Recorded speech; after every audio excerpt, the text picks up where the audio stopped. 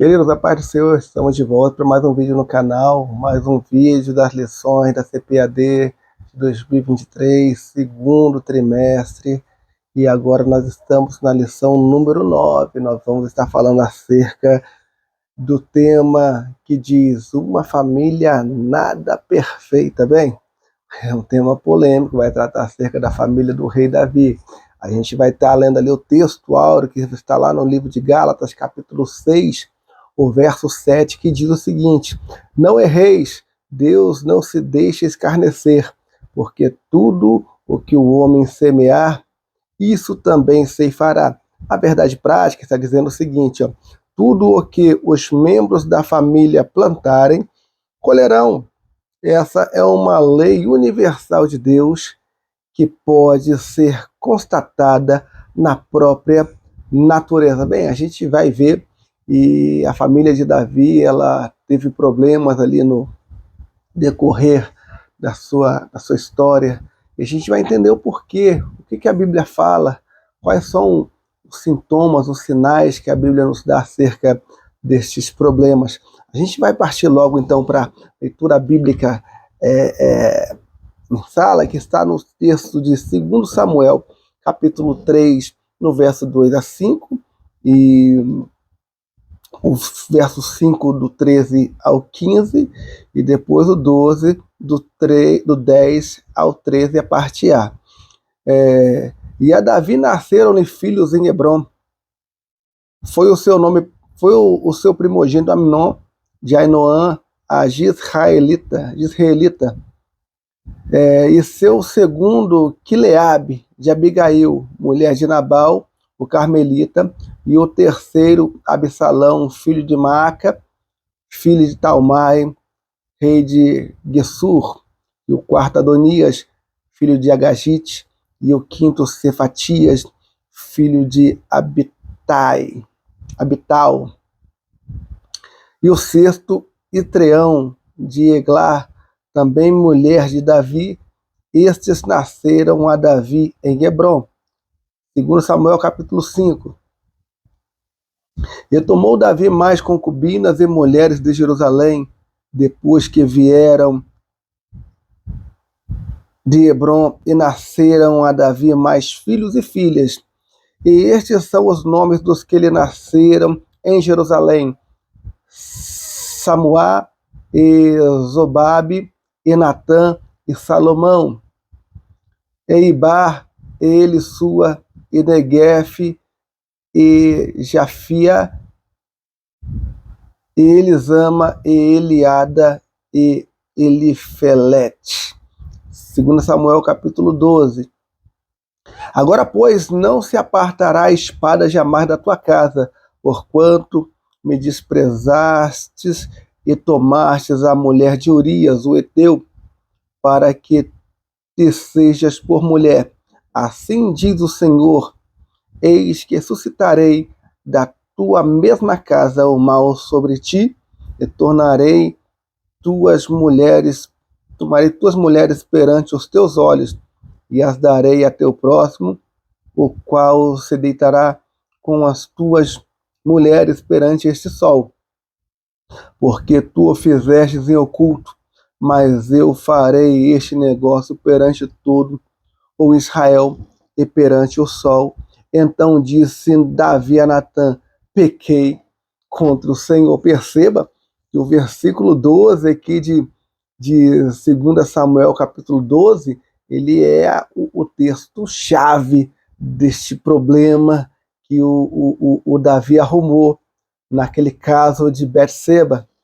O que ele fez em oculto, Deus iria lhe fazer à vista de todos. Isso é uma sombra, do que a gente entende do juízo final. A Bíblia diz que tudo que os homens fazem oculto lá serão expostos publicamente. O livro Daniel chega a dizer que é um dia de grande vergonha. Será aquele dia. Os pecados ocultos dos homens serão expostos. Tudo aquilo que nós fazemos em oculto, tudo aquilo que o homem faz em oculto, e que ele imagina, nossa, minha esposa nunca pode imaginar em saber, os meus filhos, a minha família, a minha igreja, o meu pastor, ninguém pode um dia imaginar em saber que eu faço essas coisas, se não se arrepender.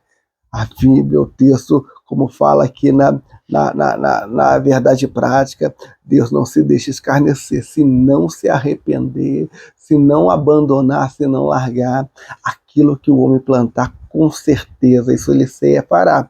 Então a gente percebe aqui que Davi, ele vai ter problemas aí na sua vida, ele tinha tudo para dar certo, ele fez uma grande obra, porém ele se embaralhou, se embolou com algumas coisinhas.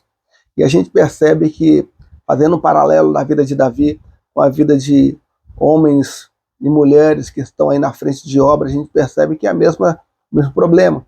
Nós falamos no vídeo anterior dos problemas dos pais com os filhos, a negligência, a falta do ensinamento, do cuidado da cobrança, do zelo ali, da disciplina. Nós vamos ver que Davi também ele deixou a desejar.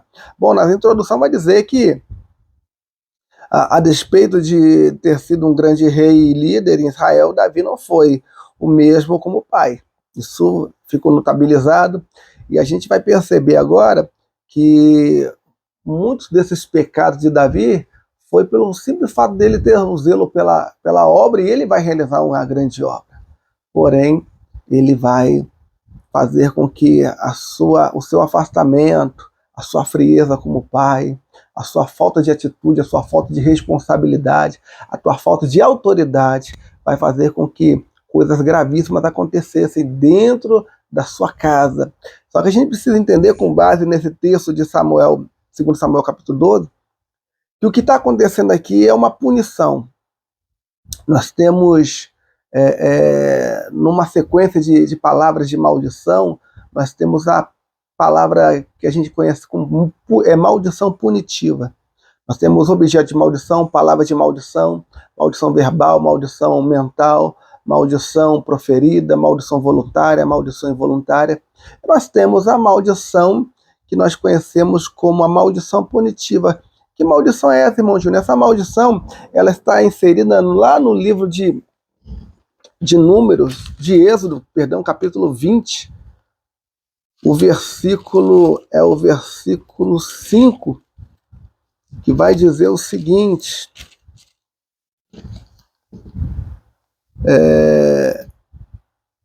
a parte B vai dizer o seguinte: porque eu, o Senhor teu Deus, sou Deus zeloso, que visito a maldade, em outras traduções, a iniquidade, dos pais nos filhos, até a terceira e a quarta geração daqueles que me aborrecem.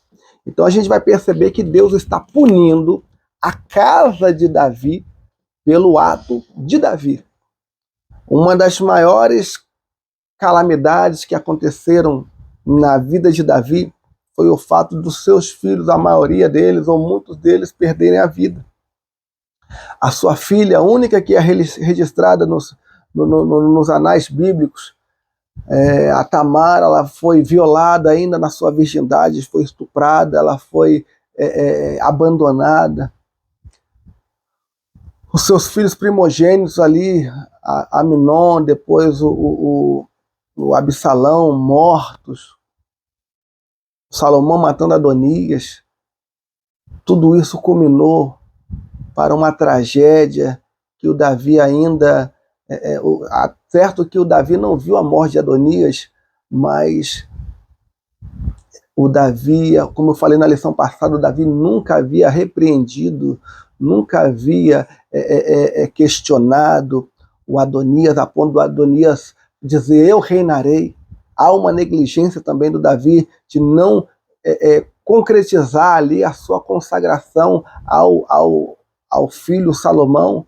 Ele havia falado que passaria o trono para Salomão, mas não tinha feito, estava morrendo, estava velho e ainda não tinha se desligado do trono, ainda não tinha passado o trono definitivamente para Salomão. Isso fez com que Adonias do nada dissesse: reinarei, papai nunca me proibiu, não vai ser agora que vai me proibir, papai nunca me questionou, não vai ser agora que vai questionar. Esses e muitos são os problemas que nós vamos ver nessa lição, né? Com base na maldição punitiva, Deus está punindo Davi, porque o Davi cometeu um pecado, e esse pecado contrariou todas as leis e todas as regras que um rei poderia, ou qualquer outra pessoa poderia cometer. Ele vai olhar uma moça, nós vamos ver mais à frente, lá no último tópico, no terceiro tópico, que o seu pecado, ele vai deitar com a mulher que era casada, e ainda depois ele vai criar um ambiente para que o marido morresse, só para justificar, para encobrir o seu pecado. Bom, vamos agora para o primeiro tópico, o rei Davi e sua grande família. Bem, o primeiro subtópico vai falar Davi, o ungido de Deus. E é interessante que esse Davi, ele como ungido de Deus, ele vai aparecer no cenário na qual o rei Saul ele está saindo de cena. É bem verdade que Saul cometeu enormes erros, inúmeros erros, e esses erros culminaram com a sua desaprovação para com Deus. Deus desistiu, Deus desanimou, Deus não quer mais que Salomão seja rei, por mais que ele já estava a ponto de ser ungido rei sobre Israel. Ele estava a trâmites, a passo de ser consagrado oficialmente rei sobre Israel. E o Davi ele vai entrar nesse cenário substituindo o Saul. E eu acho lindo que o Davi ele vai aparecer como alguém que estava num cenário oculto ou ocultado, mas Deus ele o encontrara. Quando a gente ali vê o Salmos 89, verso 19, vai dizer o seguinte, a parte B, a um rei, a um herói concedi o poder de socorrer do meu povo. Exaltei um escolhido. Perceba que Davi ele aparece como o escolhido. A gente precisa observar com bastante cautela que Davi ele é esse escolhido. O primeiro tópico vai falar o ungido de Deus. Como esse ungido de Deus aparece? Como o escolhido. Com a palavra hebraica para escolhido ali nesse texto de Salmos 89, 19 é barrar. O que é barrar? É escolher, eleger, decidir-se por.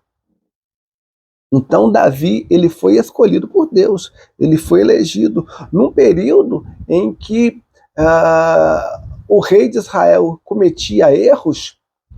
Ele foi escolhido para fazer a vontade de Deus. Isso, quem vai deixar registrado, por incrível que pareça, está lá no Novo Testamento, Atos dos Apóstolos, capítulo 13, verso 22, vai dizer o seguinte, ó, achei a Davi, filho de Jefté, homem segundo o meu coração, que fará toda a minha vontade. Então perceba que um dos pontos na qual fez com que Deus escolhesse ele na sua presciência a Davi era que Deus sabia que Davi iria fazer toda a vontade de Deus. E isso é importante. Ter um ministério, ser chamado, ser escolhido por Deus, prefigura-se em fazer toda a vontade de Deus. Perceba que o Saul, ele começou fazendo a vontade de Deus e depois que ele foi ali, no primeiro momento, separado para rei e começou a exercer ali um papel de rei, ele já começou a fazer a sua própria vontade. A questão ali do Agag é um ponto claro nisso, que Deus mandou exterminar toda a casa, a família, né, todo o povo amalequita, por causa de uma rincha lá do deserto, capítulo 17 de Êxodo, e que eles pelejaram ali naquela guerra que Josué saiu vitorioso, Arão, Moisés e Ur no cume do monte, orando e intercedendo, com as mãos levantadas, um negócio assustador, e Deus foi dando a vitória à medida que as mãos estavam erguidas. Porém, Deus se irou contra Amaleque. Isso fica registrado lá em Deuteronômio, no capítulo 25, no verso 17 e 19, que vai dizer que Amaleque ele chega por trás e ele vai ferir o povo que estava na retaguarda, o povo doente, cansado, oprimido, abatido, os mais velhos, ali onde ficavam as crianças, um povo meio que sem força para pelejar. Amaleque chegou por trás e feriu aqueles que não tinham como se defender. Isso irou Deus. Deus mandou botar no memorial que no tempo determinado, quando o povo tivesse na sua terra em paz, Deus exterminaria de vez Amaleque. Deus vai levantar quem? Saul para exterminar Amaleque. A Bíblia diz que Saul vai lá, mata os homens, mata algumas pessoas, pega o melhor do gado, o melhor do rebanho, e Agag, o rei de Amaleque, traz. Perdeu o reinado, porque quis fazer o que achava melhor. Por fim, ele vai dizer para Samuel, dizendo, já pequei contra Deus, volte comigo, porque eu temia o povo, porque o povo queria levar o gado. Uai, mas você não é o rei? Você estava temendo o povo? Você quer fazer a vontade de Deus ou quer fazer a vontade do povo? Davi já estava sendo escolhido, elegido, porque Deus sabia, vai fazer somente a minha vontade. Isso é importante. Quando a gente vê, a gente vai perceber que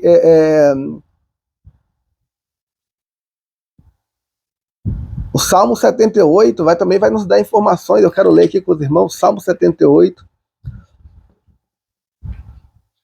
Ele vai sair do pasto a rei, do pasto ao reinado.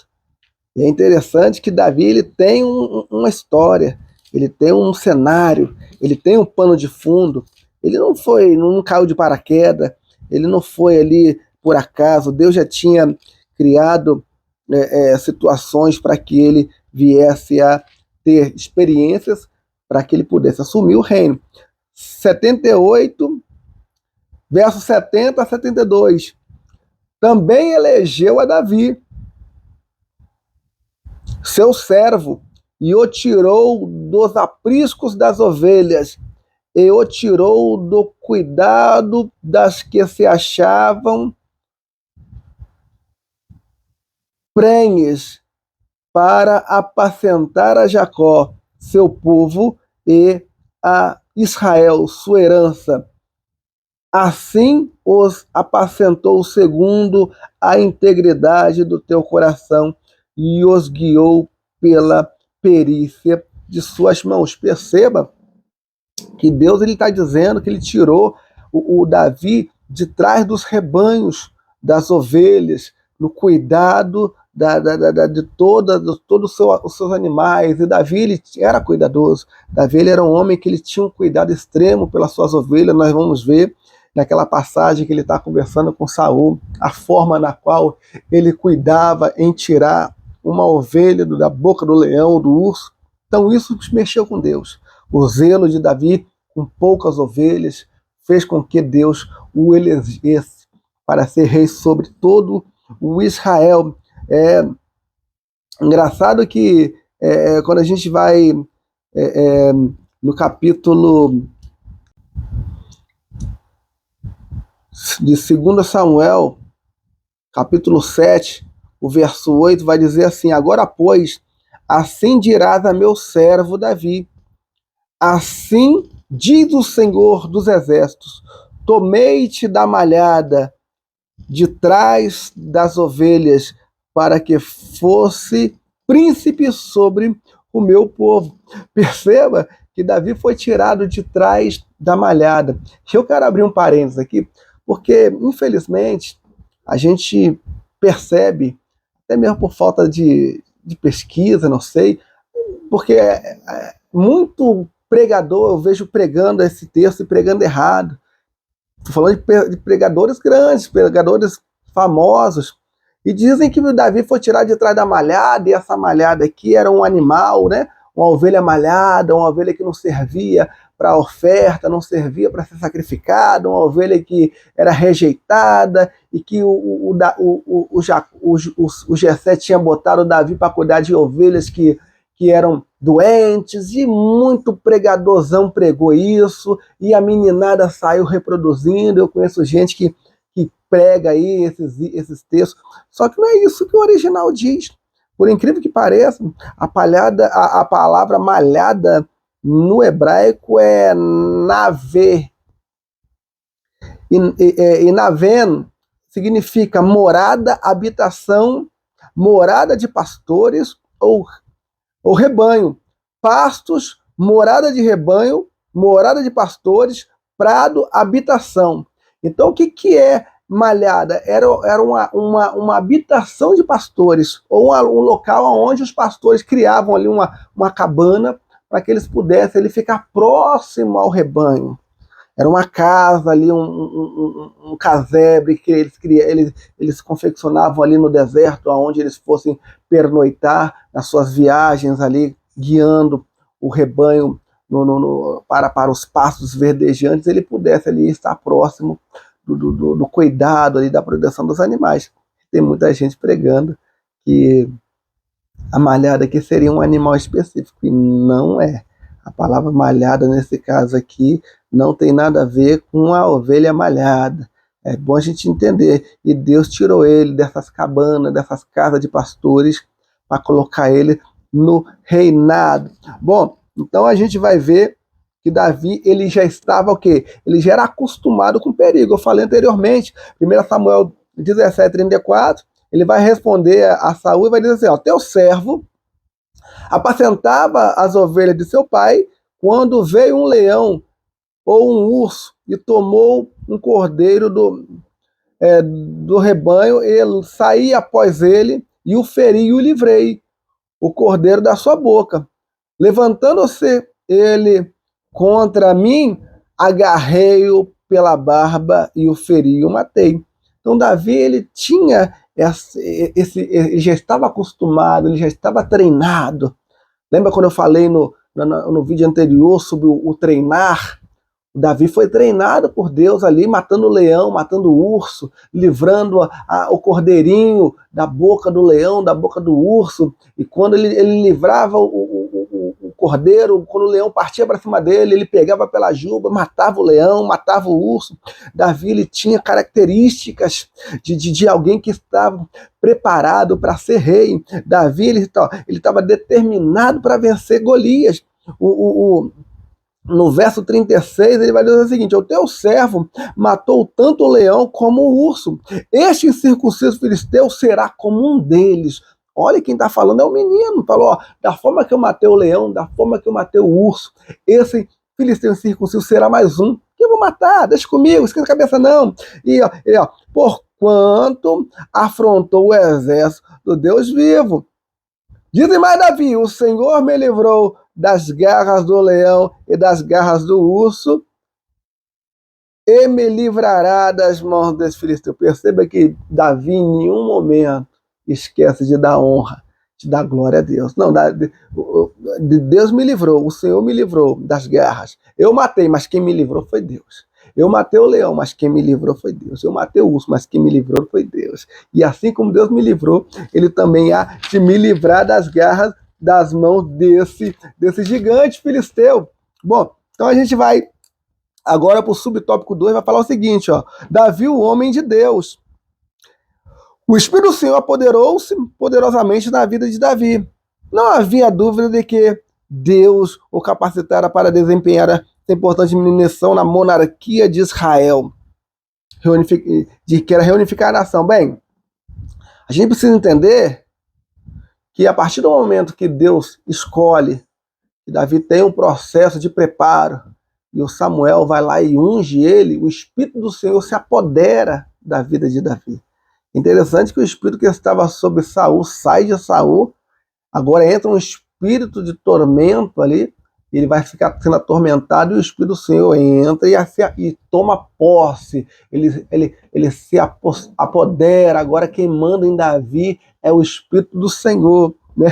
E tomou Samuel o chifre do azeite e ungiu no meio dos seus irmãos, e daquele dia em diante o Espírito do Senhor se apossou de Davi. 1 Samuel, capítulo 16, verso 13. Bom, engraçado que Davi, ele era um homem de Deus. Engraçado que a palavra homem no hebraico, ela tem umas informações importantes que não podem ser negligenciadas. A palavra homem no hebraico é ish. E ish, ela tem conotações aqui, por exemplo, ish no primeiro momento é homem, mas homem em contraste com a mulher, ou seja, tem que ser homem macho. Hoje nós estamos vivendo a época aí que os homens estão muito afeminados, usando as roupinhas apertadinhas, as calcinhas coladinhas, e tá mais parecendo mais para lá do que para cá. Para ser homem de Deus tem que ser homem macho. O homem macho não é o valentão não, mas é o homem reto. A gente vai ver isso mais à frente. Bom, no segundo momento ele vai aparecer como marido, isso é marido, ou seja, o homem ele tem que estar disposto a construir uma família, casar-se, ter filhos, ser um bom pai, um bom esposo. No terceiro momento, o ser humano. E esse ser humano tem a ver com estar em contraste com Deus, ou seja, eu me colocar como pessoa de natureza imperfeita ou ser um ser impotente e reconhecer que Deus tem todo o poder. Né? Eu gosto de João Batista. João Batista vai dizer, é necessário que eu diminua e que ele cresça. Isso é ser humano em relação a Deus que é poderoso e é todo e tem todo o poder. No segundo momento, ele vai ser o quê? Servo. Agora, engraçado é que a gente lê homem e lá no hebraico ish aparece como servo. Perceba que o servo de Deus, o homem é aquele que é servo. Todo aquele que serve a Deus é homem. Tem muita gente que fala que é homem, mas é homem com a arma na cintura, é homem com a faca na mão. Eu quero ver ser homem servindo a Deus e servindo de verdade. Agora ele vai aparecer como criatura. Criatura em contraste com o Criador. É reconhecer que nós não podemos nada, que ele pode tudo. Nós somos vasos, quem manda é o oleiro, quem manda é o Criador e não é a criatura. Quando você vê o pessoal aí brigando, dizendo eu não aceito, eu não concordo, e fala que é homem, não é homem, porque o homem ele se põe no local, no papel de criatura. Agora ele aparece como campeão. Meu Deus, quem diria, hein? Que Ish aparece como campeão. Interessante que campeão na perspectiva de quem vence. Apocalipse 21, verso 7 vai dizer, ao que vencer, herdará todas as coisas, eu serei para o pai, ele será meu filho. Então é quem vencer vai ganhar.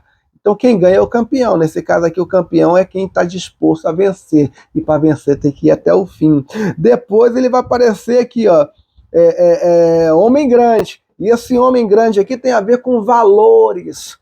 Valores que o homem possui, que vão mostrar que ele é diferente. Já que Davi, na perspectiva do escritor aqui dessa revista, no subtópico 2, colocou Davi como o homem de Deus, e o homem de Deus no histórico do hebraico Ish precisa ter valores, eu peguei um texto aqui que vai mostrar um pouquinho de valores inseridos num versículo aqui, eu quero comentar com os irmãos.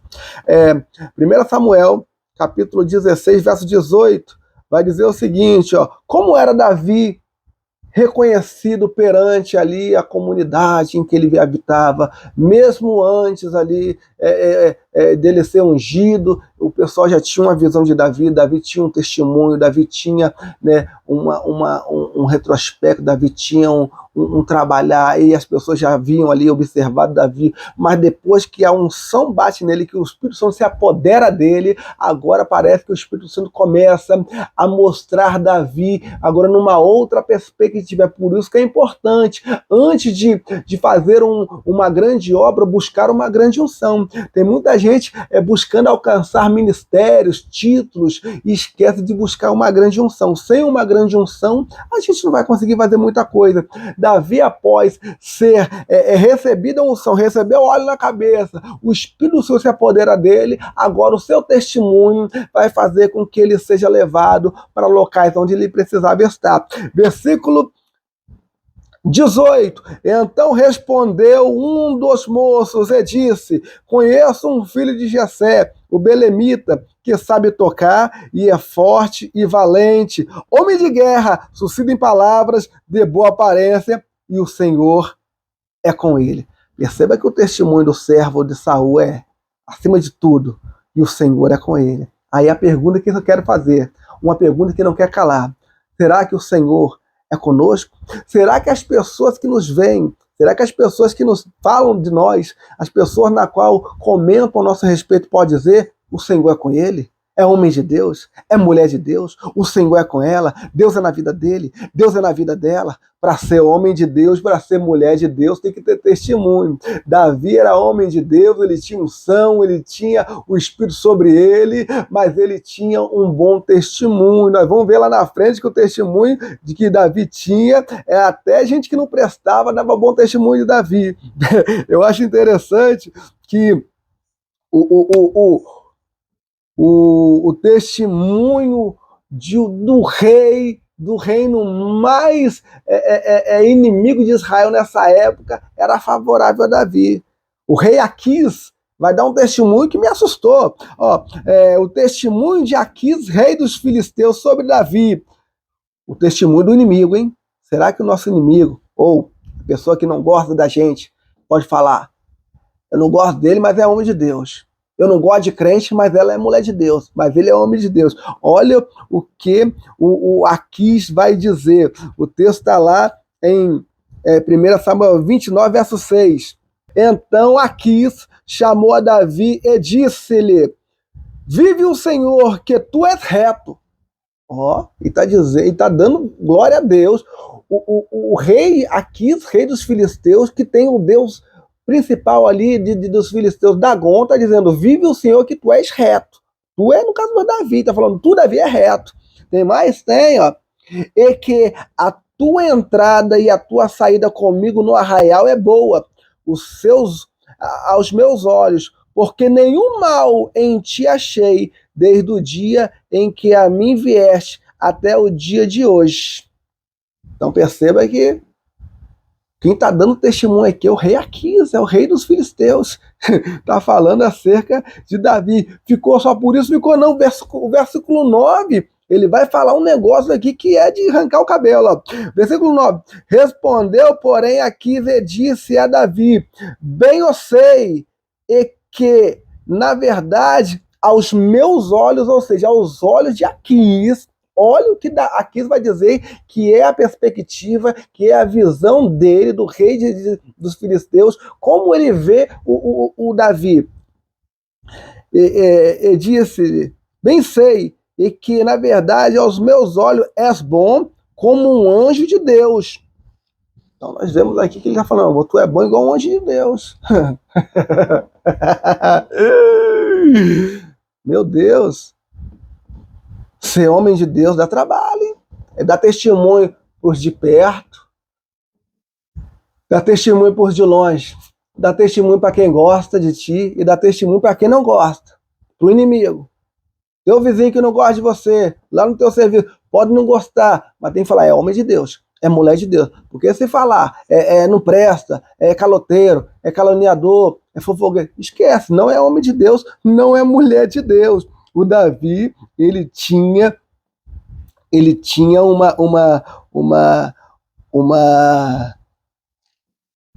uma influência positiva a ponto de encantar até os inimigos. Porque o campeão de Deus, fugindo de Saul, vai se esconder lá na terra do inimigo. E ele vai conseguir guarita. Por quê? Porque ele tinha características que até o inimigo queria ele perto. Bom, vamos para o subtópico 3, a grande família de Davi. Entretanto, a despeito de o rei Davi ser ungido por Deus, e o homem segundo o seu coração, ele entendeu que podia ter várias esposas e concubinas. Bom, ele vai aumentar ali o seu clã, né, à medida que ele vai avançando. Inclusive, num desses cenários, ele vai executar ali o que a gente chama de casamento levirato, que ele vai suscitar o nome a um parente que morreu sem filhos, e o nome desse parente aí é Nabal. A Bíblia, todo mundo conhece a história de Nabal.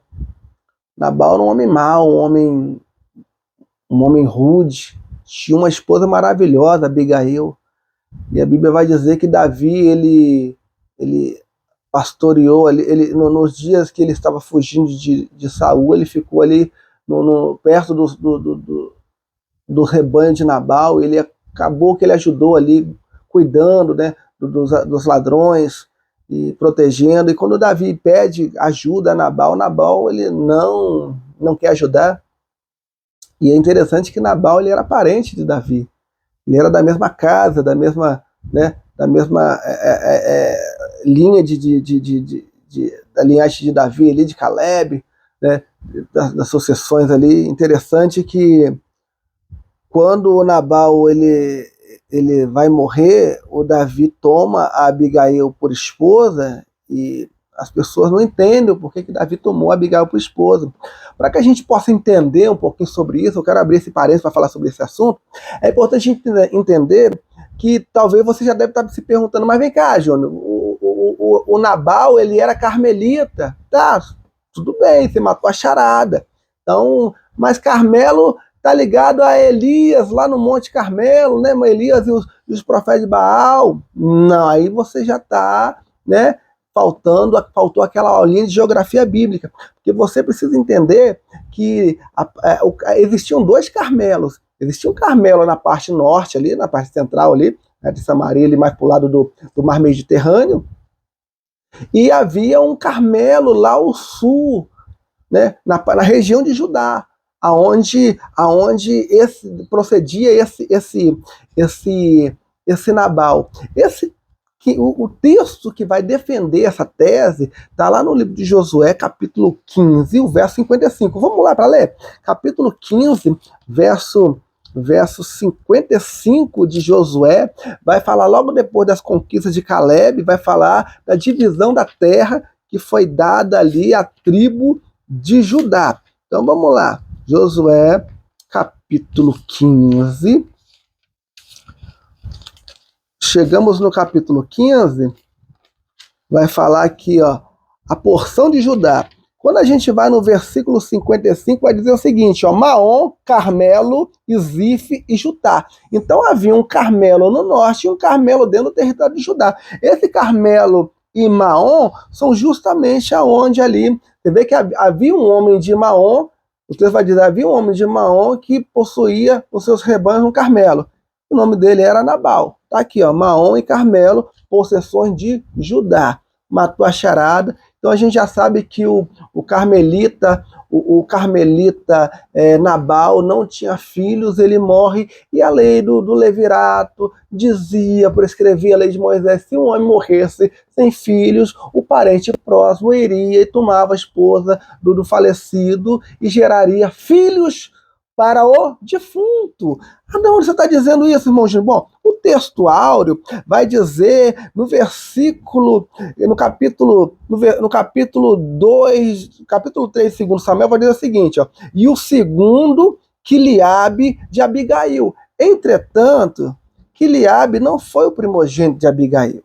O primogênito de Abigail foi Daniel, filho de Abigail com Davi. Isso está lá em 1 Crônicas, capítulo 3. Vamos dar uma olhadinha lá? Eu sei que parece que não tem nada a ver com o texto, mas tem. É porque como ninguém toca nesse assunto, a gente não vê ninguém falando, então é importante a gente usar essa ferramenta escola dominical para dar um pouquinho mais de conhecimento para o pessoal, que a gente precisa entender que o Daniel não aparece aqui no texto de 2 Samuel 3, porque ele já está isento aqui de ser um futuro sucessor do reinado, porque ele nasceu para trazer o nome de Nabal à existência novamente. Então vamos lá, 1 Crônicas capítulo 3, versículo 1 vai dizer, estes foram os filhos de Davi que nasceram-lhe em Hebron, o primogênito Amnon de Ainoã, a Gisraelita,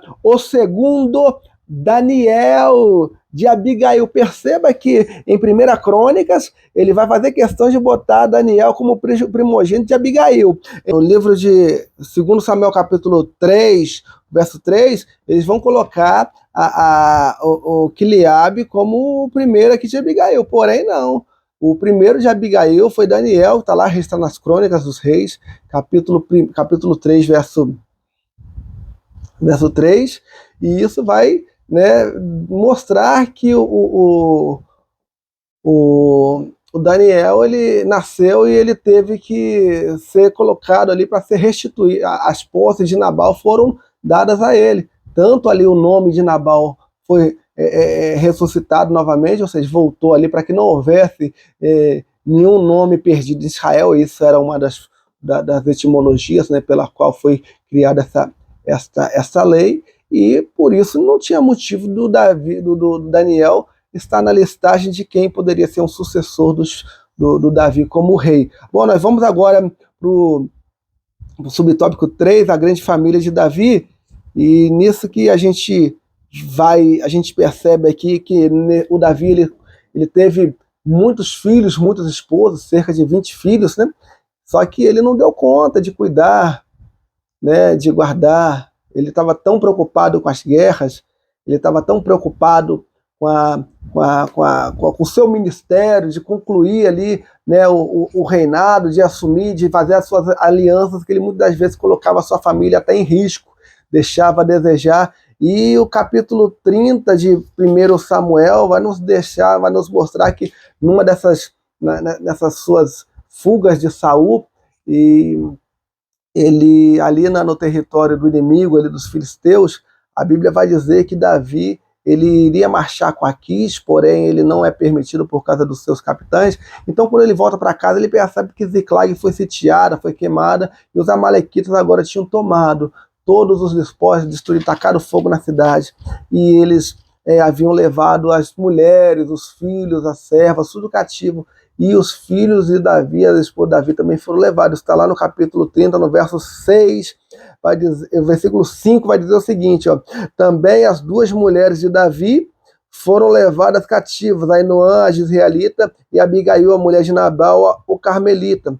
Isso gerou um problemão para Davi, porque além do problema de ter as suas esposas, né, ter ali o pessoal que estava sob a sua proteção, as suas esposas, os filhos, os servos, sendo levados, o gado sendo roubado, as casas sendo queimadas, os despojos levados, ele quase morreu.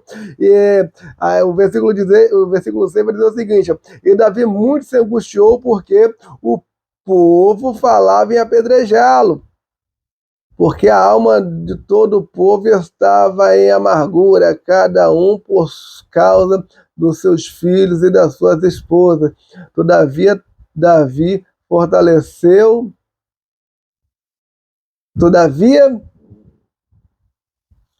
se fortaleceu no Senhor, seu Deus. Vai ter que se fortalecer mesmo, tá no vento. O pessoal que pegou em pedra para matar Davi. Família é um problema sério. Davi não imaginou as guerras espirituais, o contra-ataque. A gente não imagina que pode acontecer um negócio desse. Interessante que Davi, ele foi para a guerra, estava disposto a lutar com Aquis e não imaginou que os amalequitas iam invadir a casa dele, que ia invadir o território dele e ia levar suas esposas cativas. Bem verdade que ele conseguiu conquistar, mas ele teve problemas nessa sua luta, nessas suas guerras, muito contratempo. Ele teve problemas com seus filhos, nós vamos ver mais à frente, problemas com Absalão, problemas com Adonias, ele teve problemas com Aminon, ele teve problemas com a sua filha Tamar, e esse é um problemão ainda hoje, porque muitas vezes a gente precisa entender que os nossos filhos não tiverem a estrutura para estarem dispostos a combater essas guerras espirituais, é bom nem ir, porque você vai entrar numa guerra e o inimigo vai atingir a tua casa, vai atingir teus filhos, vai atingir esposa, vai atingir marido, e tem gente que não aguenta a guerra espiritual. A gente conhece muita gente hoje que está parado, está frustrado, está parado na caminhada porque o inimigo atingiu os da família, o inimigo atingiu dentro de casa, tocou no casamento, e isso é triste. A gente tem que tomar cuidado para fazer a obra de Deus, não pode ter brecha, os filhos têm que estar preparados. É por isso que eu falei na lição anterior, que Paulo, escrevendo a Tito, vai dizer que os filhos sejam fiéis, tem que estar na mesma direção, no mesmo propósito, na mesma fidelidade, na mesma fé, na mesma comunhão, para que quando vier a guerra em casa, quando vier a guerra no casamento, quando vier a guerra nos filhos, com enfermidade, problema, o que for, a família continue de pé. Davi estava disposto a guerrear as guerras de Deus, estava disposto a cumprir com o seu ministério, aí ir até o fim, mas infelizmente ele não olhou o contexto familiar, ele não se preocupou para ver se a família estava pronta, tinha condição de fazer a obra de Deus, ou se simplesmente ele achou que Deus ia dar conta de tudo, ia cuidar de tudo. Tem muita gente achando que é assim, que Deus vai dar conta de tudo, vai cuidar de tudo, que não precisa fazer nada, que não, Deus está cuidando de casa. A Bíblia fala que o Senhor, é bem verdade que a Bíblia fala que o Senhor não guardar a cidade, em vão vigia o sentinela, mas no quesito de ministério, de obra de Deus, se os filhos, se a família, se a esposa, se o marido não tiver enquadrado, muitas das guerras você vai tomar o contra-ataque e não vai entender, vai ficar frustrado, vai ficar questionando com Deus. E Davi, ele não imaginou que essas guerras poderiam fazer com que ele viesse a ter um problemão lá na frente. Bom, vamos prosseguir? Nós temos aqui agora o subtópico 2, vai falar dos filhos e parentes na casa de Davi. Nós temos aqui subtópico 1, Tamar. Bem, Tamar era filha de Maaca. Esta era filha do rei Talmai de Gessur, mãe de Absalão, e estes, portanto, era irmão de Tamar. 1 Crônica 3:2. Uma mulher bonita e virgem, sua beleza atraiu a Amnon, seu meio-irmão, o filho primogênito de Davi, com Ainoam. Bem, a gente precisa entender que os filhos de Davi, eles viviam praticamente em casa separada, faziam o que queria. A Tamar, tadinha, Tamar, que é o nome dela no hebraico, significa palmeira, né? Ela sofreu ali aquilo que nós chamamos de incesto, né? Quando é uma relação de parentes, de irmãos, né? Por mais que ela não era irmã de sangue, o irmão de sangue dela era o Absalão, porém eles eram meio irmãos, né? Irmãos por parte de pai. E essa sua irmã, ela teve esse problema, por quê? Porque ela era virgem, ela era uma moça separada, e o Amnon, que nós vamos ver mais à frente, ele desejou a Tamar, e isso fez com que ele ficasse como doente, ficasse triste, caído, decaído nos cantos, prostrado. E engraçado é que o pai não vai perceber, quem vai perceber é o amigo. Isso é um problema, quando a ausência familiar do pai é substituída por um amigo, ainda mais um amigo em nível de Jonadab, nós vamos ver mais à frente. Então nós temos aqui o subtópico 2, vai falar de Absalão. Bom, o Absalão é um problema, e para a gente falar do Absalão, eu queria pular o Absalão, eu quero falar do Amnon, porque o Amnon aqui é o caso, porque o Amnon aqui, ele vai mostrar-se que ele era um filhinho de papai, ele era o primogênito de todos os irmãos, então ele já se achava o tal, ele era o que tinha que dar o exemplo, mas não dava, mas também ele não tinha exemplo para dar. Então, o Amnon, a Bíblia vai mostrar que ele tinha um amor, só que esse amor é carnal. Para a gente entender essa coisa de amor carnal, como é que funciona isso? Bem, nós temos a palavra, no grego, nós temos 7 palavras para amor, sendo que delas nós temos 3 palavras positivas e 4 negativas, né? Nós temos palavras positivas, nós temos o amor ágape. A palavra ágape significa um amor sacrificial, o amor, né? O amor de Deus, né? O amor da igreja, aquela coisa toda, tem toda a palavra. A etimologia da palavra ágape é aquilo que é o amor que é avaliado pelo sacrifício. Então, o amor em nível ágape só acontece, só entra quando tudo dá errado. No casamento, o ágape só entra quando o amor acabou, quando o casamento está influindo em fracasso, está na beira do divórcio, aí o amor ágape entra. Então, qual é o amor que você sustenta o casamento, que pode dar certo? O amor, nós temos o amor filos, que é o amor amizade. Esse amor filos, ele é um amor que, por exemplo, no relacionamento, ele vai manter ali o que a gente chama de uma boa convivência, comunicação, né? Vai criar situações. O Philos, ele cria situações. Perceba que a pessoa, quando está conhecendo, está namorando, né? Ele cria com situações, ele dá presente, compra flores, compra bombom, aquela coisa. Quando chega no casamento, costuma de parar, de dar, de comprar, de relembrar, de ligar. O Philos, ele vai manter esta amizade. Perceba que na maioria dos relacionamentos, com o avançar da idade, o amor ágape, ele vai perdurar por toda a vida, né? Quem tem o amor eros, que é o amor carnal sexual, quem casa por causa de sexo, casa por causa do desejo, dos prazeres da carne, ele vai perder isso, né? Não é o amor da igreja, o amor cristão, mas quem vai no mundo aí pelos esses desejos, pela cobiça dos olhos, ele perde isso. Porém, quem tem o amor Philos, ele mesmo velhinho cria uma amizade. Você vê esses casalzinhos de velhinho, eles são grandes amigos, não tem mais aquele fervor, aquele calor da mocidade, mas são amigos, mantiveram. E o que faz essa amizade até o fim é o histórico que vai fazer com que o amor perdure por longos anos, vai criar uma ambientação de paz, um companheirismo. E esses três tipos de amor, eu estou resumindo aqui, são positivos e eles fazem com que nós tenhamos uma vida tranquila, seja até mesmo porque o Philos é amor entre amigos, irmãos, entre parentes, então há essa conotação de uma amizade recíproca, a amizade da igreja, né?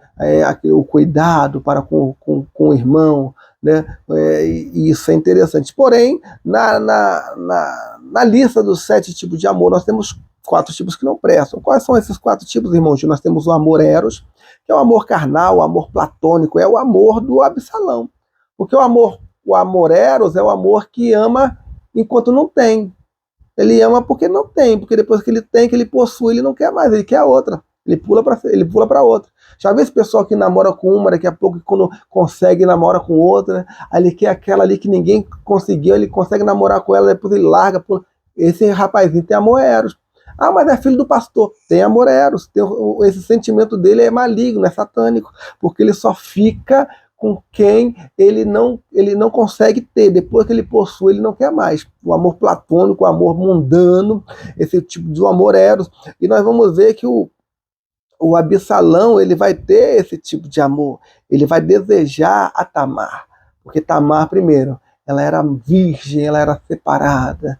E isso ele vai fazer com que ele caia de amor. Só que um amor satânico, ele vai ficar triste, vai ficar afligido, ele vai ficar aflito, ele chega a emagrecer, ele não estava doente, porque ele vai se fingir de doente para o pai, ele não ficou doente de amor.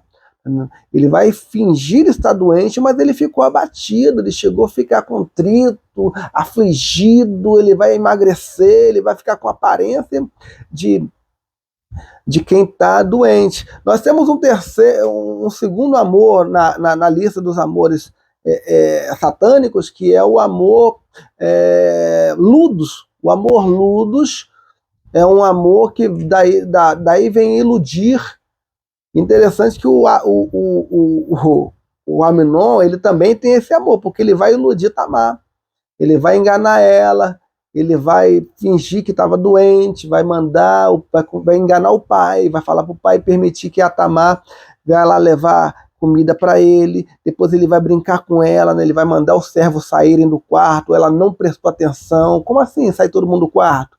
Como é que uma moça virgem vai ficar trancada no quarto sozinha com um rapaz, com um homem, né? E ela não teve atenção, depois ele falou, vamos lá para a recâmara, faz a comida aqui, bota na minha boquinha, e ela entrou no joguinho do Tamar de botar comidinha na boquinha, aí você sabe o que aconteceu. Ela foi iludida, foi enganada, e tem muita gente assim, é a brincadeira de criança, aquele namorinho, né, no escurinho do portão, tem que tomar cuidado, é o nudos, esse namorico aí costuma durar uma noite só, e essa noite vai gerar uma criança que vai aí ficar por toda a vida. Tem muita mãe sem pai aí, porque deixou se levar pelo nudos e caiu no conto do vigário.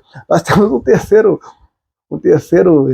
sentimento, terceiro tipo de amor, que é o amor pragma. Esse amor pragma é o amor negócio. Eu quero porque vale alguma coisa para mim. Geralmente a conquista é o troféu. Tem muita gente que quer casar aí com a mulher de Deus, com o pregador, conheço muita gente. A gente vê muito aí a duplinha dinâmica, o pregador com a cantora. Aí o rapazinho é solteiro, vou arrumar uma cantora para me casar, que eu vou fazer dupla com ela. E às vezes a cantora que ele casou aí não presta, às vezes a moça deu um azar e casou com o pregador e o cara não presta. O cara é obreiro, mas não presta, é o filho do Satanás. Tem muita irmã que casou com um demônio, achando que ele era o pregador, achando que ela era a cantora, a pregadora, e é aquele velho conselho dos pais de Sansão. Porventura não há no meio de nós nenhuma moça, nenhum rapaz para que você queira casar-se com essa circuncisa? Aí a resposta é sempre a mesma, né? Dai-me, porque me agradou os olhos. Tem muita gente que está entrando no conto do pragma, porque está querendo fazer negócio, outros querem por causa de ministério, vou casar com a filha do pastor, vou casar com, vou casar com o filho do pastor, tem muita gente assim, querendo entrar no ministério porque está casando com a filha do pastor, querendo ser o genro do pastor. Percebe que Davi, quando ele descobriu que a proposta de quem matasse o gigante era que ia casar com a filha do rei, ele se animou. Tem que tomar cuidado, que a filha que foi dada para ele, né, foi aquela moça que depois chamou ele de vadio, seu vadio, e ela sofreu a penalidade, mas ele também perdeu ela porque ela foi dada para outro homem. Tem todo um aparato, esse texto de Samuel é assustador. Esse amor negócio até hoje tem dado trabalho, tem muita gente que só está querendo casar, infelizmente até conselho de mãe, casa com quem tem dinheiro, casa com quem é rico, casa com o dono da empresa. Tem que tomar cuidado, às vezes o dono da empresa é um pervertido, às vezes o dono do mercado ali é um filho do diabo. Tem que casar com base no conhecimento. O Filos vai conhecer, o Estorgui vai manter esse contato por longas datas, porque se der errado, aí vai entrar o ágape.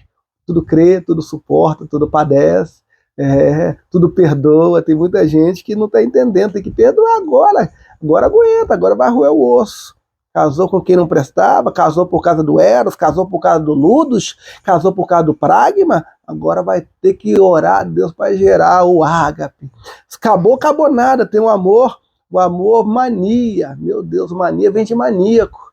É o amor possessivo. Tem uns camaradas aí, umas moleques, obra de Deus dentro da igreja, pastor, é triste, o irmão não pode dar paz do Senhor para a irmã, porque a mulher já cola do lado. Tá falando o que com ela? O que ela falou com você? Maníaco, possessivo. Tem gente que é assim. Você conhece? Conhece. Você vê a irmã que fala, Pai do Senhor. Não pode nem olhar no olho da pessoa. Tem medo por causa do esposo. E chega em casa, vai tomar um sarrafo do marido. Tava conversando com o irmão. Tava conversando com a irmã. Tem pastores que as esposas são completamente possessivas, ciumentas, vingativas, ficam olhando ali os passos, porque é o amor maníaco, é o amor do traficante. Já viu o traficante? Ele namora a menina, larga ela, arruma outra. Aí essa menina tá solteira, vem outro rapazinho e vai namorar com ela. Aí o traficante vai lá e mata o rapazinho porque fala, essa daqui é minha. É um maníaco, psicopata. Tem muita gente que é assim, tem que tomar cuidado. Dentro da igreja tem. Se você percebe que a pessoa está muito possessiva, está muito em cima, sai fora. Porque se casar, se tiver ministério, esquece. Então nós percebemos, eu estou falando isso porque faz parte. O Aminon, você vê que ele tinha essas características, ele era possessivo, ele era fascinado por Tamar, ele tinha uma mania, ele tinha o pragma, ele tinha um negócio, ele queria ela como objeto, ele tinha um eros, ele tinha um desejo carnal por ela porque ela era virgem. E tinha um Nudos, que ele criou todo aquele cenário de dói, me dá comidinha na boca, para derrubar a menina. Então, um sentimento desse de amor já é perigoso, imagine 4. Né? Então a gente vai ver que o Aminon, ele tinha essas características. E essas características são tão absurdas que quando ele possui ela, que ele vai estuprar, a gente precisa entender que é incesto. Não, ele estuprou. Ele tomou-lhe a força. Ele deitou com ela à força. E depois disso, o texto lá vai dizer que ele, depois Aminon sentiu por ela grande aversão, e maior era o ódio que sentiu por ela do que o amor que ele lhe devotara. Ou seja, depois que ele possuiu, ele já não queria mais. É mais uma. Agora ele tinha ódio por ela. Perceba que quem não conhece esses 4 sentimentos malignos corre o risco de acontecer com você o que aconteceu com Tamar.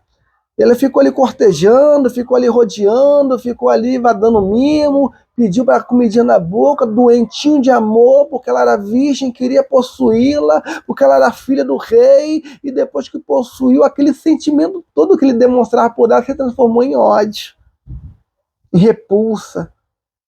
E mandou expulsar ela do quarto, tira ela daqui, à força. A gente precisa tomar cuidado, que esse tipo de procedimento pode acontecer contigo, comigo na tua vida, de repente com um filho seu, uma filha, e se você não souber lidar com esses porquês e praquês, a gente não vai saber lidar com os problemas familiares que nos rodeiam. Isso daqui tá para exemplo, tá na Bíblia para nos dar exemplo. Então a gente vai ver aqui que o Aminon, ele tinha valores malignos, profanos, satânicos, e ele não soube lidar. Davi não via. Isso vai gerar um problemão, porque agora nós vamos entrar na questão do Jonadab. O Jonadab é o amigo da onça. A gente vai ver que o Jonadab é o camarada do conselho mau. O Davi, rapaz, você vê que Davi, alguns momentos, Davi ele é teórico, né? Ele não é prático. Porque o Davi, ele vai escrever o Salmo primeiro, né? O que está no Salmo primeiro? Bem-aventurado o homem que não anda segundo o quê? O conselho dos ímpios. Mas ele não foi pai para aconselhar o filho. Perceba que o Aminon, ele era o sucessor de Davi ao reinado. Davi criou uma amizade, um afeto, uma amizade em nível de amor com o seu amigo, o Jonatas, filho de Saul. Davi, ele trouxe o filho de Jonatas, que estava lá em Lodebar, o Mefibosete, para morar na sua casa. Teve cuidado com o filho dos outros. Mas o filho dele não tinha cuidado, o filho dele não tinha amizade, não tinha amizade com Aminon, ele não tinha amizade com Absalão, ele não tinha amizade com filho nenhum. Ele tinha preocupação com o reino dele, com o meu ministério. Tem muita gente assim hoje. É conveniente com aquilo que é pertinente ao ministério. O filho dele só presta se está ligado ao ministério, se está ligado a algo que diz respeito ao seu ministério. Se não tiver nada ligado ao seu ministério, o filho dele para ele é nada. A filha dele para ele não é nada. A gente conhece muita gente assim, muito ministro, muito evangelista, muito pastor, muito presbítero, muito obreiro, que é muito irmã aí, a pastora, que os filhos só prestam se for cantor, se tocar na igreja, se servir para ele, para a obra dele. Se não fizer, não presta para nada. O Davi não foi amigo de Absalão. Aí quem vai ser o amigo de Absalão? O Jonadab. O Jonadab, para quem não sabe, ele era filho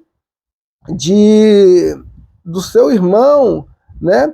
E esse Jonadab, ele era filho de Samar, né? Porque Samar era o terceiro irmão ali na sucessão, né? Naquela briga, quando Samuel entra na casa de Jessé, o terceiro rapaz a ser colocado diante de Samuel para ser ungido era o Samar, né? Por mais que aqui no texto da Simeia, mas é a variação Samar. E ele era um camarada que foi rejeitado por Deus, rejeitado por Samuel, e eles tinham uma briga com Davi. Quando Davi vai lá levar alimento no campo, eles vão expulsar Davi. Que faz daqui, onde deixar as poucas ovelhas do nosso pai?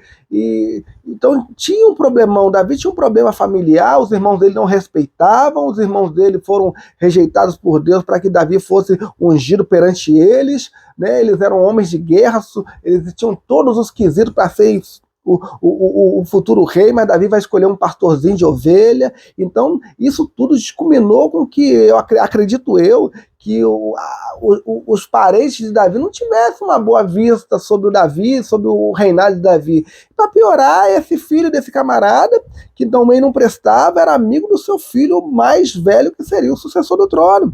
Perceba que esse negócio de amizade com filho de rei, aconteceu com Salomão, também vacilou, porque quando Salomão morre e Roboão ele reina, o Roboão vai pegar conselho com os jovens, com os amiguinhos dele, que vão falar para fazer pior que o pai dele. Isso vai culminar com o quê? Com a divisão do reino. 10 tribos a princípio vão para o norte e 2 ficam para o sul, depois Judá, depois Levi desce, ficam 3 no sul e 9 no norte, e depois o norte vai ser completamente devastado em 722 pelas tropas do Império Assírio. Então, quer dizer, isso tudo culminou por causa de conselhos, mau conselho, conselho do ímpio. Que Deus nos livre, que Deus venha colocar pessoas que venham nos aconselhar, que nós venhamos buscar o conselho dos sábios, que nós vamos buscar o conselho com quem tem para dar, com quem tem experiência, e não venha buscar conselho com quem não tem nada para oferecer. Nós estamos vivendo a época aí da multidão dos testemunhos. A internet tá aí, ó, vídeo igual doido, tem todo mundo dando um parecer de algo que muitas das vezes eles nem sabem, eles só estão querendo fazer vídeo porque eles querem curtida, like, compartilhamento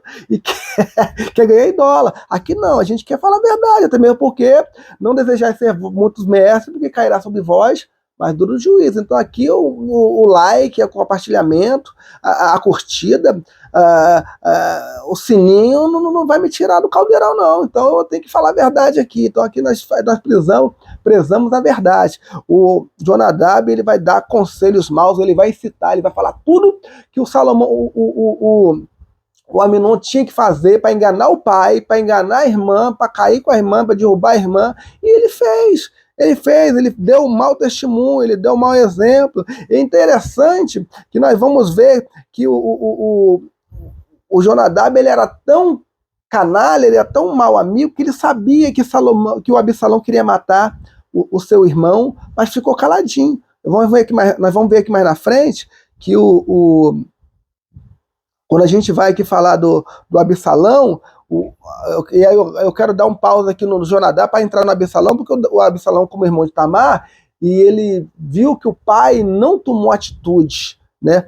E eu queria falar agora sobre Absalão, porque o Absalão, ele, por ser o irmão de Tamar, ali, o que ficou mais indignado, será que eu posso dizer?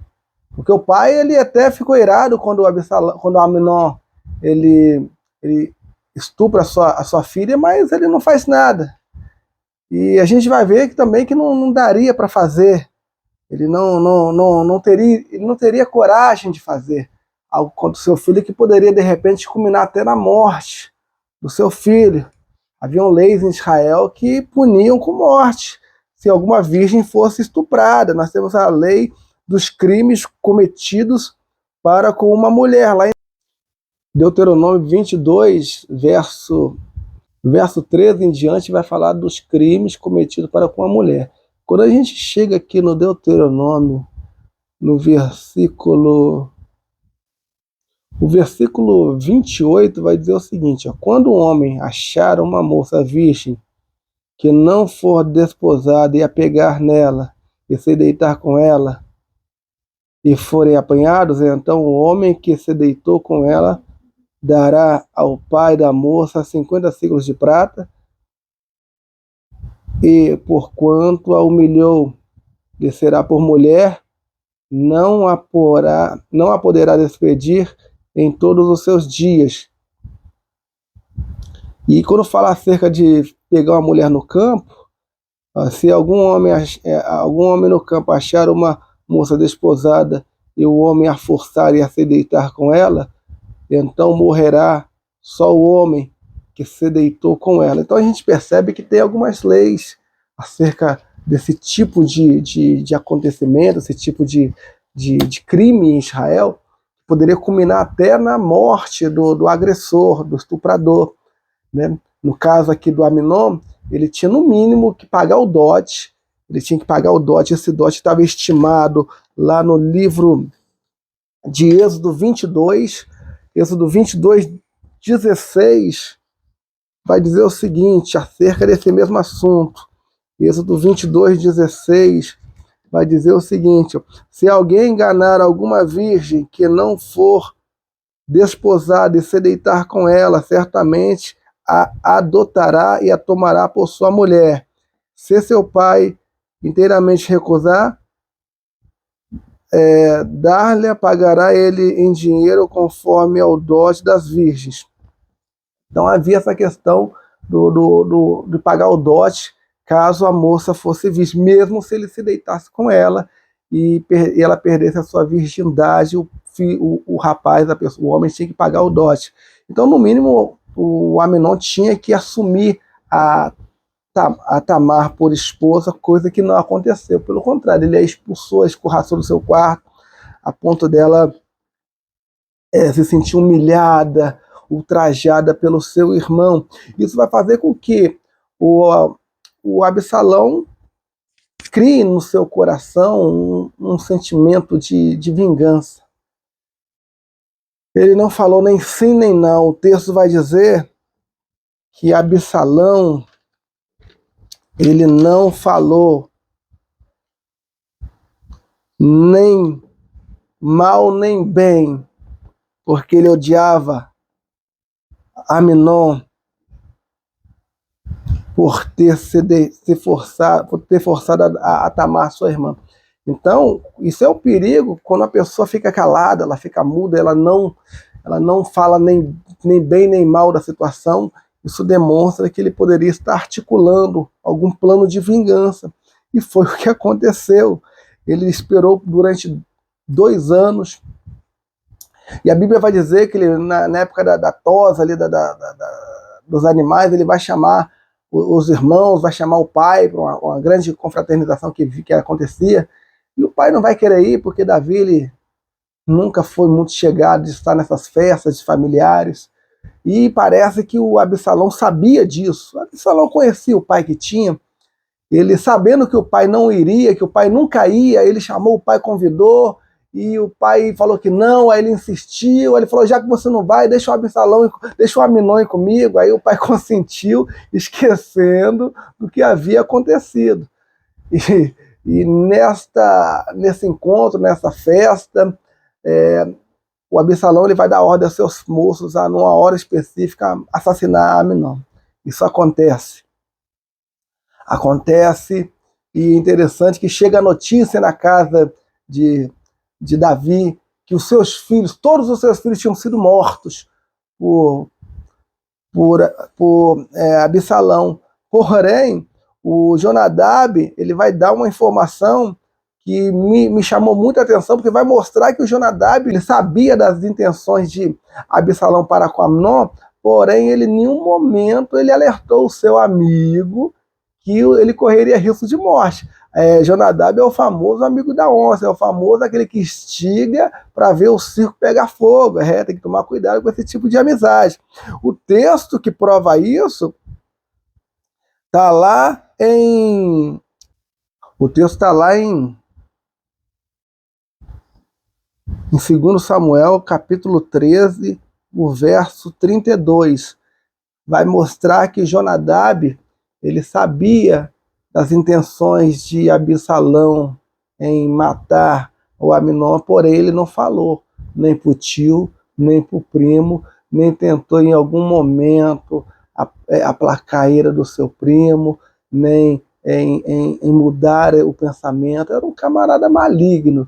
Ele tanto instigou o Amnon a estuprar sua prima, como ele sabia que o Abinadab, seu primo, queria matar o irmão dele, ficou caladinho. E é durante 2 anos que se passaram. Olha o que vai dizer o texto, versículo 32. Mas Jonadab, filho de Simeia, irmão de Davi, respondeu e disse: não diga, ó meu senhor, que mataram a todos os moços, filhos do rei, porque só morreu Amnon, porque assim tinha resolvido fazer Absalão, desde o dia em que forçou Tamar, sua irmã. Eu acho interessante que o Absalão já estava resolvido e o semblante dele tinha mudado a ponto de ficar visível que ele estava disposto a acabar, a finalizar com Aminon, porém o Aminon não foi avisado, e isso é triste, quando as amizades na qual surgem no meio da família, elas vêm para destruir. Davi, por ser pai, ele tinha que fazer o papel de amigo, o amigo dos seus filhos, porém ele deixou essa lacuna aberta, e um sobrinho dele, com intenções estranhas, fez o papel que seria do pai, ser amigo do filho. Isso fez com que a tragédia adentrasse na sua casa. Agora nós vamos partir para o terceiro subtópico, hein? O problema moral na família de Davi. Subtópico 1, as consequências de sua falta de domínio próprio. O capítulo 11 e 12 de 2 Samuel relata o adultério do rei Davi. O capítulo 2 registra o confronto do profeta Natã ao pecado do rei. Mesmo tendo reconhecido seu pecado de adultério, dissimulação e assassinato, o rei Davi não pôde evitar as consequências do seu pecado. A gente então vai entender que a consequência de tudo que nós vimos anteriormente está relacionado ao fato de Davi ter cometido esse pecado com a mulher de Urias. Esse pecado aí foi o estupim de todo o problema na casa de Davi. Engraçado é que o texto vai começar lá no 2 Samuel capítulo 11, vai falar, e o texto já denuncia toda a trama, toda a ação, toda a sequência de pecado, ou seja, a abertura para que o pecado adentrasse na vida de Davi começa no capítulo 11. E o texto vai dizer, e aconteceu que, tendo decorrido um ano, no tempo em que os reis saem para a guerra, enviou Davi a Joabe e a seus servos com ele, e a todo Israel, para que destruíssem os filhos de Amon e cercassem Rabá. Porém, Davi ficou em Jerusalém. Bom, a gente vê que o tempo era que os reis saíssem à guerra. Quando a gente pega a história de Israel como um governo monárquico, a gente percebe que o povo queria um rei para que fosse na frente das batalhas. Quando Samuel reclama com Deus que foi rejeitado, e Deus fala com Samuel, Samuel, fala ao povo o que vai acontecer com o caso deles levantarem um rei, o que o rei vai tomar dele, vai tomar os seus filhos como capitães de 100, capitão de 1000, vai tomar o filho como servos, as suas filhas vão ser perfumistas, padeiras, vão ser cozinheiras, vão lavrar a sua terra, vão cuidar das suas vinhas, o seu gado vai ser levado, e tem todo um sistema que vai ser, né, realizado para que o rei pudesse governar. Aí o povo vai dizer, mas mesmo assim nós queremos um rei como que saia diante de nós como os reis da terra. E o povo queria um rei que saísse nas batalhas, e nesse caso aqui o Davi não saiu. A função de Davi era estar na frente da guerra. A função de Davi era estar na frente da batalha. E o que acontece? Acontece que Davi vai mandar todo mundo para a guerra e vai ficar em casa. E nessa sua permanência ali em Jerusalém, ele meio ocioso, meio desprovido, despreocupado, desatento, com a brecha aberta, nada vigilante, a Bíblia vai dizer que ele vai ver uma moça. E aí começa, porque a gente sabe que a primeira visão ela é instintiva, a pessoa viu, tem olho, está vendo.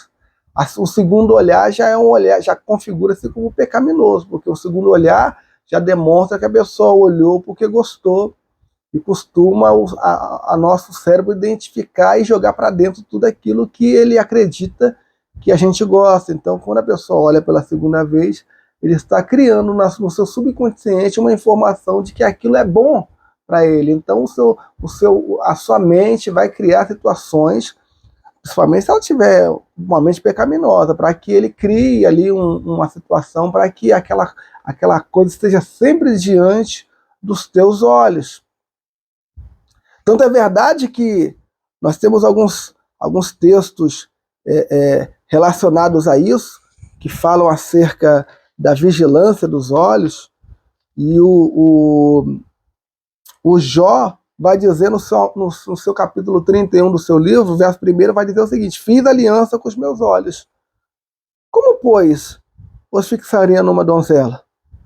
Então, essa necessidade de olhar, na primeira vista, ela se torna instintiva, mas quando a pessoa ela olha a segunda, terceira, quarta vez, aquilo ali pode criar um desejo, uma vontade, e muitas das vezes essa vontade, muitas vezes não, 100% de vezes essa vontade ela se torna pecaminosa. Tanto é que ele vai chamar um dos seus servos para tomar conhecimento de quem era aquela mulher, e a mensagem vai dizer que aquela mulher era esposa do servo Urias. O texto está lá no capítulo 11.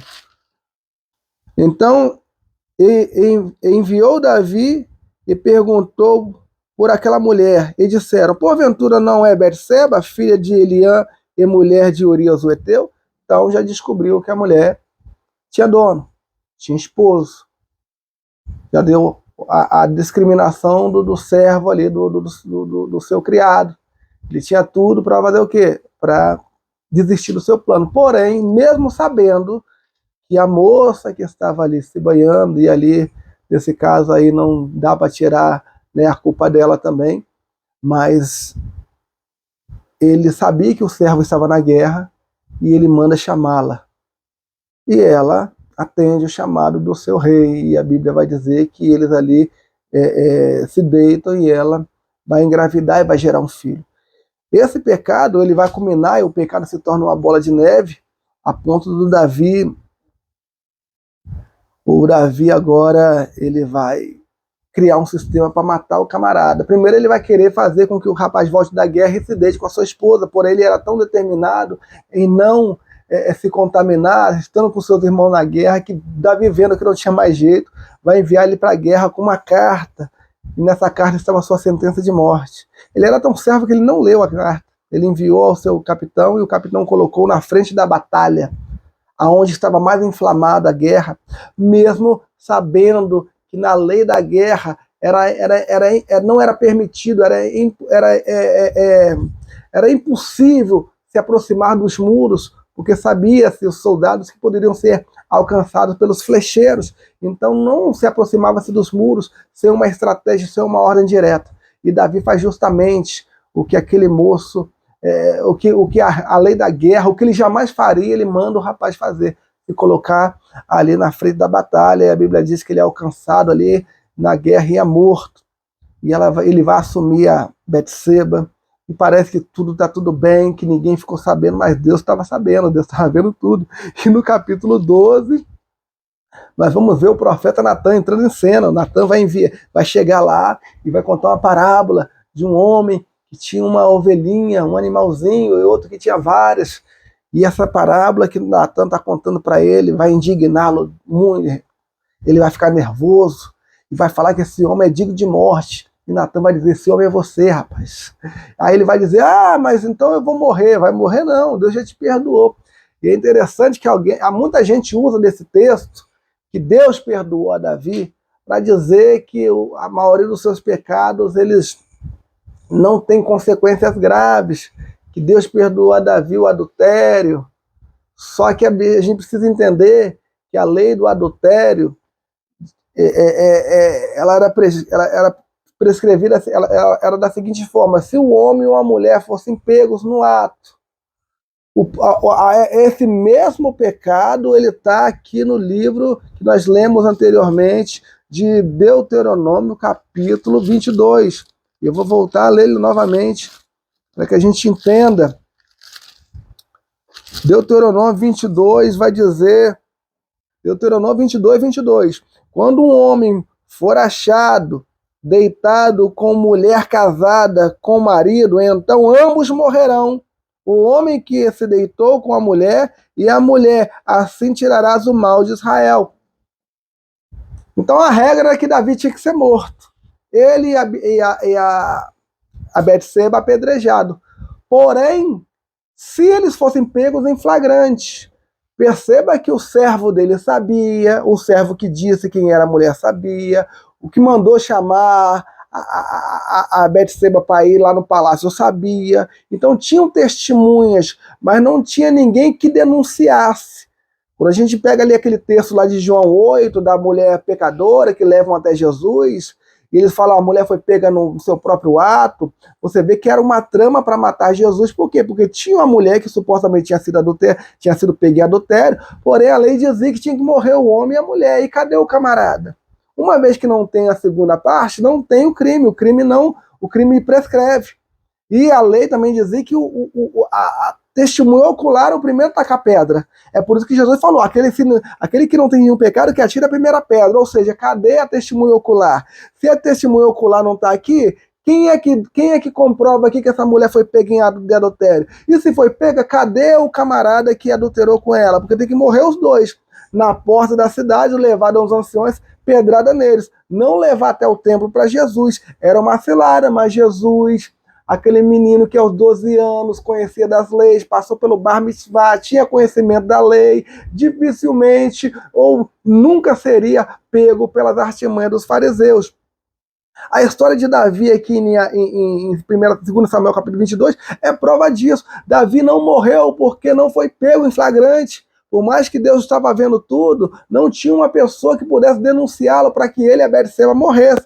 Porém, Deus agora vai punir Davi. E eu falei a princípio da lição, da maldição punitiva de Êxodo capítulo 20, versículo 5. Porque eu sou Deus zeloso, que visita a iniquidade dos pais nos filhos, até a terceira e a quarta geração daqueles que me aborrecem. Davi aborreceu Deus, e Deus agora vai castigar Davi, pegando a família dele de morro abaixo. Dali para frente, a Bíblia vai dizer que a espada não se apartaria da casa de Davi. E esse é um problema, porque a gente vai ver aqui que Davi, ele vai criar um monte de coisa por causa desse pecado de adultério, e o texto vai nos falar aqui da questão da falta de domínio próprio. Engraçado que o domínio próprio, ele está na lista dos 9 gomos do fruto do Espírito de Gálatas.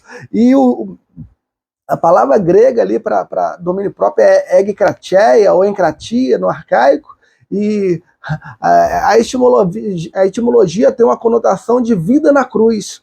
Interessante que Paulo vai dizer aos Gálatas 2:20, né, já estou crucificado com Cristo, já não vivo eu, Cristo vive em mim. E aos Colossenses 3:5 ele vai dizer, fazei morrer a vossa natureza carnal. A palavra fazer morrer ali no grego é necron. Necron é matar, tirar a força. Tirar a força, aquilo que te faz pecar. Fazer perder força, aquilo que te faz pecar, aquilo que te faz cair, desviar. O salmista, no Salmo 101, verso 3, vai dizer o seguinte, eu não porei coisa má diante dos meus olhos. A palavra má aqui é Belial, é coisa má, coisa inútil, coisa sem valor, coisa boa para nada. Nós vimos na lição passada dele o que significa Belial. Então, o salmista está dizendo, eu não vou colocar coisas que não convêm diante dos meus olhos, porque essas coisas vão me fazer pecar, vão me fazer cair. E o salmista agora, que escreveu coisas lindas, ele está justamente olhando para Betseba e fazendo-se todo o cenário do pecado. Agora nós vamos para o subtópico 2, incesto e morte na família. Nós falamos sobre isso, a questão do incesto. Não é bem um incesto. As mães são diferentes. Incesto seria, no meu entendimento, de repente, se eu estiver errado, você me corrige, o Absalão deitando-se com Tamar. São irmãos, mesmo pai, mesmo sangue. O Amnon era filho de mãe diferente. E eles... O Amnon era filho de Aionã, e o Absalão era filho de Talmai. Mães diferentes, mesmo pai. porém não deixa de se caracterizar como um estupro. Um estupro, eles, né, foi um crime de premeditado, e ele criou todo aquele ambiente, enganou o pai, enganou a irmã, chamou ela para dentro da sua casa, mandou tirar os servos, entrou na câmara e ali tomou ela à força e deitou-se com ela. Depois mandou um servo expulsá-la para fora. Ela falou: não faça isso, porque, né, conversa com meu pai, com certeza ele vai me dar a minha mão a ti. Ele falou isso, a Bíblia diz que ele a teve por odienta, teve ódio dela, todo aquele amor que ele falou que tinha por ela, ele agora está ele agora está tendo ódio por ela, e isso fez com que Absalão, né, arquitetasse um plano de matá-lo, e matou. Subtópico 3, a vigilância, proximidade e exemplo. Então perceba, eu falei anteriormente que o Davi, ele foi amigo de Jonatas, um grande amigo, um amigo íntimo, fez aliança, 3 alianças com Jonatas. Na primeira aliança, o Jonatas entrega o arco, a flecha, o cinto, a sua espada, entrega suas vestes. A segunda aliança, ele faz uma aliança que nós conhecemos como a berrite, uma aliança de sangue, uma aliança com garantia de segurança, etimologia, um animal é cortado, eles passam ali o sangue no polegar do dedo e unem o polegar, dizendo com que a família que morresse primeiro, a outra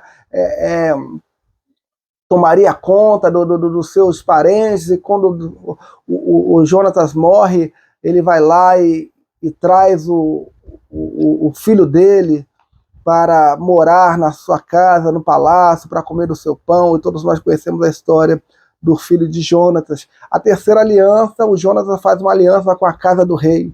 E engraçado que Davi não faz aliança com os filhos, Davi não está presente com os filhos, Davi não vai na casa dos filhos. Davi, depois que o Absalão ele foge da presença do seu pai e vai lá para a casa do seu avô, em Gerur, lá o rei Talmai, e o Talmai já não gostava muito de Davi, e ali ele vai botar, né, acrescentar na mente de Absalão para não voltar para a casa do seu pai. A Bíblia diz que ele fica 2 anos na casa do seu avô.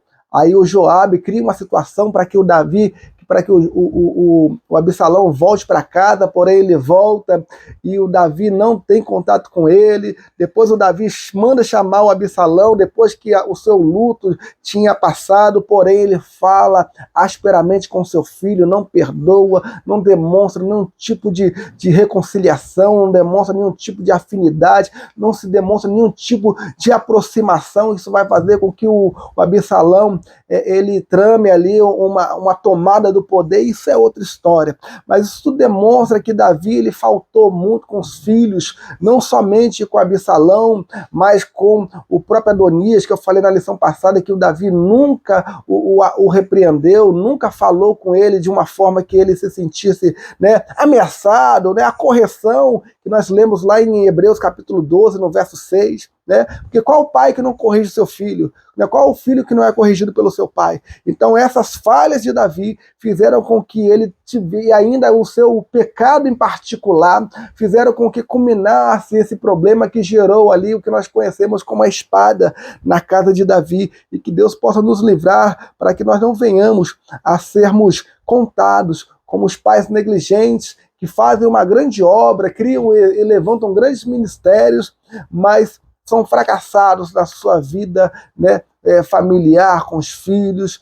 Que nós possamos cuidar mais dos nossos filhos, que nós possamos estar atentos para que esse alerta que está descrito no livro de 2 Samuel não venha cair na nossa vida, que nós não venhamos cometer os pecados de Davi, que nós venhamos estar mais próximos, nós devemos estar mais atentos ao que nos cerca, quem são os amigos dos nossos filhos, para que os Jonadabes do século XXI não venham aconselhar os nossos filhos, mas que nós devemos ter o controle, fazendo a obra de Deus e governando o nosso lar. Que Deus nos abençoe, que em Cristo Jesus nós possamos aprender e sair daqui vitoriosos e mais fortalecidos para a glória de Deus.